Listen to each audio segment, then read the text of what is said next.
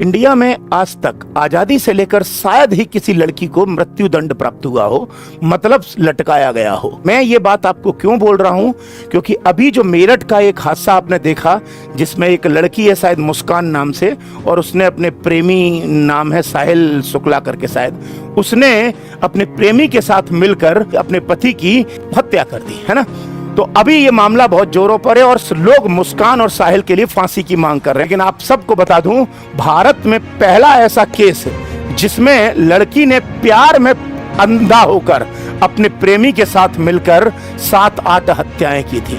ये पहला केस शुरू होता है सामान्यतः 2008 में, जब उत्तर प्रदेश के अमरोहा जिले की रहने वाली शबनम ने अपने प्रेमी सलीम के साथ मिलकर अपने ही परिवार के 7-8 लोगों को मौत के घाट उतार दिया था।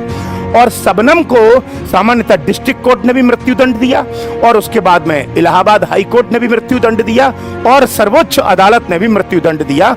और अभी शबनम की याचिका, मर्सी पिटीशन जिसे दया याचिका कहते हैं, वो अभी राष्ट्रपति के पास लंबित है और राष्ट्रपति शबनम की माफी याचिका पर विचार कर रहे हैं और पेंडिंग में है। अगर राष्ट्रपति ने माफ कर दिया तो बात अलग है, अदरवाइज शायद शबनम पूरे भारत की पहली ऐसी महिला होगी जिसको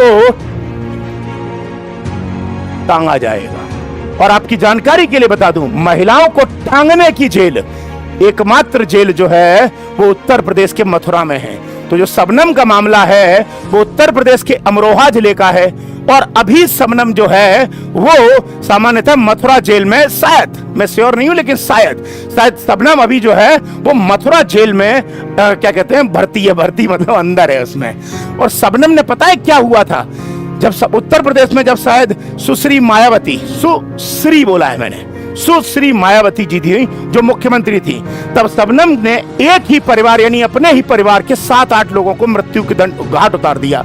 और इसका पता कैसे चला, क्योंकि जब ये 7-8 लोग मारे गए तो शबनम ने ये कहा था कि कुछ लोग आए घर में लूटपाट के सिलसिले से, और उसके बाद मेरे घर के सब लोगों को मार दिया और मैं अकेली बची हुई थी क्योंकि मैं नहा रही थी और उनको पता नहीं चला।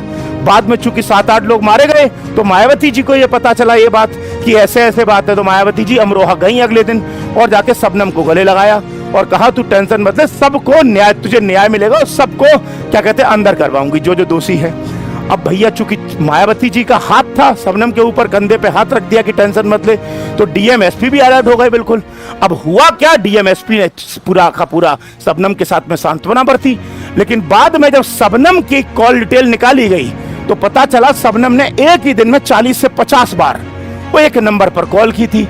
साथ ही चूंकि शबनम बीमार ना हो जाए इसलिए शबनम का मेडिकल कराया गया कि शबनम ठीक तो है, क्योंकि भैया उसके परिवार के 7-8 लोग चले गए हैं तो कहीं ऐसा तो नहीं है हालत नाजुक हो। तो बाद में जब मेडिकल कराया तो शबनम प्रेग्नेंट निकली, जबकि शबनम की ऑलरेडी शादी नहीं हुई थी। तो जब शबनम की शादी नहीं हुई तो प्रेग्नेंट कैसे हुई? तो पुलिस ने यहां पर जांच घुमाई।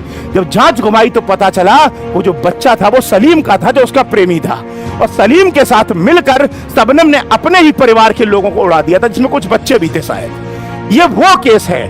और ऐसा ही दूसरा केस आया है मेरठ में, तो मुस्कान ने अपने प्रेमी साहिल शुक्ला के साथ मिलकर अपने ही पति को मौत के घाट उतार दिया। मैं ये नहीं कहूंगा कि ऐसा क्यों हो रहा है, बट मैं सिर्फ आपको ये बता रहा हूं कि सामान्यतः ये 2 ऐसी घटनाएं हैं जो लोगों को सोचने पर विचार कर रही हैं कि लड़की एक सामान्यतः प्यार के हद में जाकर इस कदर कार्यवाही कर लेती है या इस कदर सोच कर लेती है कि वो अपने आने वाले भविष्य के बारे में बिल्कुल भी नहीं सोचती।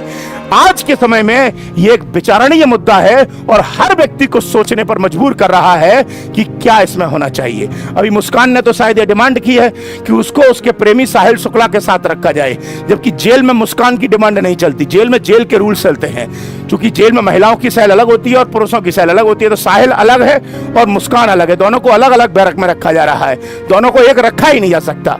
ये थोड़ी है कि तुमको वहां पर गलत काम करने का परमिशन मिल जाएगी। जेल जो होती है सुधारने के लिए होती है और एक अपराधी को सजा देने के लिए होती है। तो इस संबंध में मुस्कान की डिमांड को स्वीकार किया ही नहीं जा सकता है। क्योंकि ऑनलाइन क्लास है इसलिए मैं बच्चों को ज्यादा नहीं बोल सकता, बस यही तक रखते हैं। ये टॉपिक आज यही समाप्त होता है, कल मिलेंगे हम नेक्स्ट क्लास में। तब तक के लिए आप सभी को बहुत सारा प्यार और जय हिंद।